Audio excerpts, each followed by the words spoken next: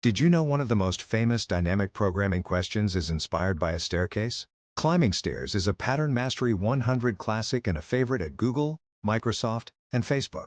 This deceptively simple problem shows if you truly understand recursion, DP, and how small problems build up to big solutions. Master it, and you'll unlock the core of Fibonacci-style thinking used everywhere in interviews. Let's break down the challenge. You're standing at the bottom of a staircase with n steps. Each time, you can climb either 1 or 2 steps. How many distinct ways can you reach the top? For example, to reach step 4, you could go 1, 1, 1, 1, or 1, 2, 1, or 2, 1, 1, or 2, 2, etc. Now let's assess our approach. A brute force way is to try every path recursively, exponential time. Instead, notice the pattern. To get to step n, you must have come from n1 or n2. So, the number of ways to reach step n is the sum of the ways to reach n1 and n2. This is classic dynamic programming, the Fibonacci sequence in disguise. We can use bottom-up DP or just 2 variables to keep it on time and o1 space. Let's structure our DP approach. If n is 0 or 1, return 1. Set 2 variables. First, ways to reach previous step. Second, ways to reach 2 steps before. For each step from 2 to n, update the number of ways. Current equals first plus second. Move the window forward. Set second equals first, first equals current. Return first. Let's try to implement it using solution 1.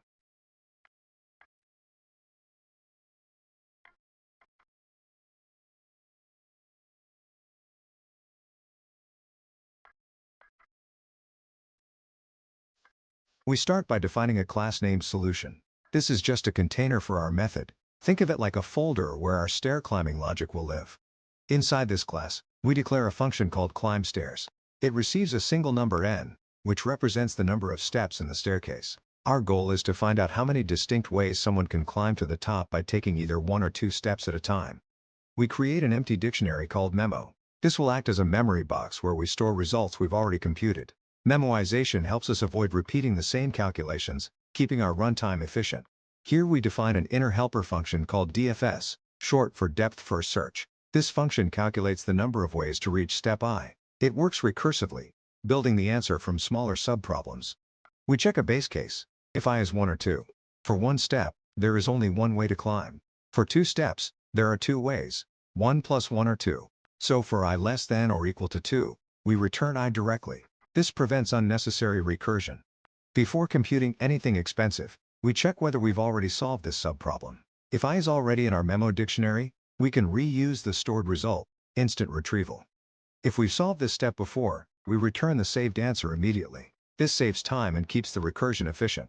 This is the core recurrence, the Fibonacci-like relation. To reach step I, you could have come from step I minus 1, taking a 1 step, or step I minus 2, taking a 2 step.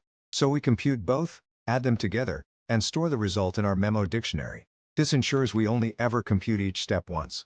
Now we return the computed and stored value for step I. From here on, any future call for the same step will reuse the cached answer. Finally, we kick things off by calling dfsn, asking, how many ways can we reach step n? The recursive function, powered by memoization, handles the rest efficiently.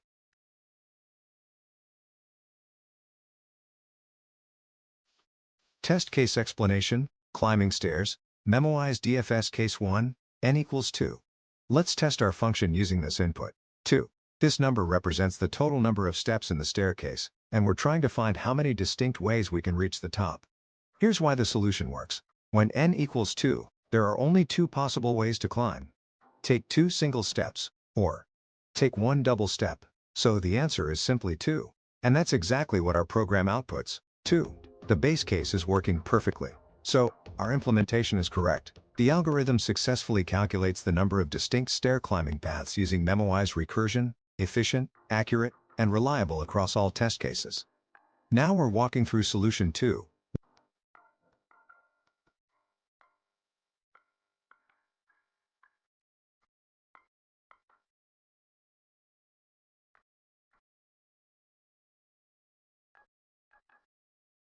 We start by defining a class called solution. This is just the container where our stair climbing method will live, like putting all our logic into one labeled box.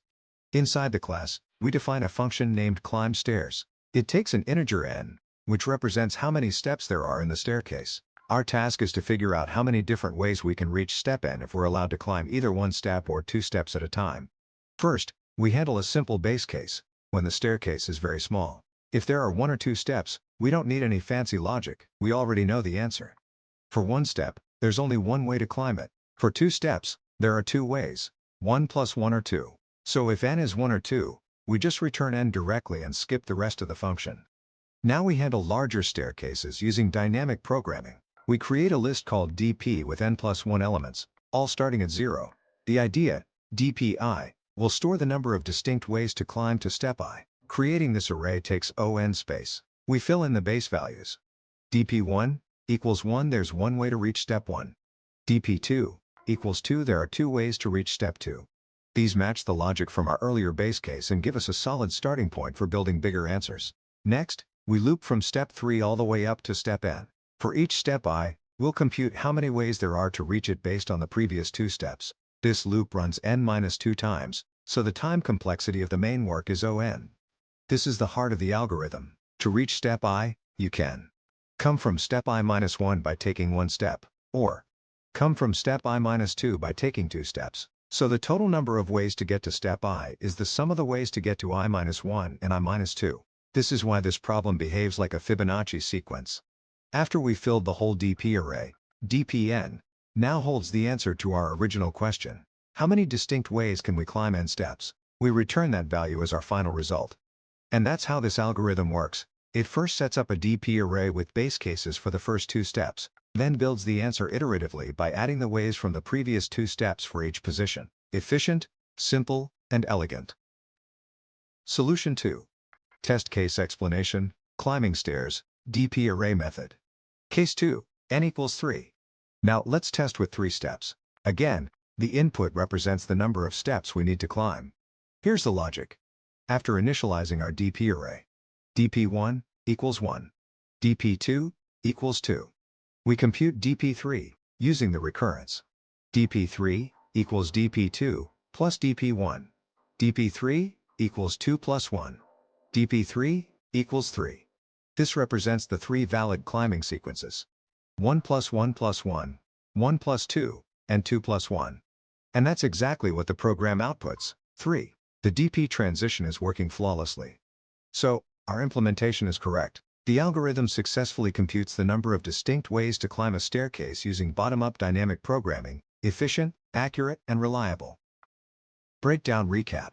We started by understanding that each step can be reached by taking either one or two steps from below. So, the problem is really about counting how many unique sequences of 1s and 2s can add up to reach the top, essentially, finding all possible combinations to climb n steps. Assess recap. We compared different approaches and noticed that brute force recursion tries every possible path, which grows exponentially. Instead, we discovered a pattern. The number of ways to reach step n is the sum of ways to reach steps n1 and n2, just like the Fibonacci sequence. Structure recap. We structured a simple dynamic programming solution by building from the ground up. Starting from the base cases, we iteratively calculated the total ways for each step, storing only the last two results for efficiency. Implement recap.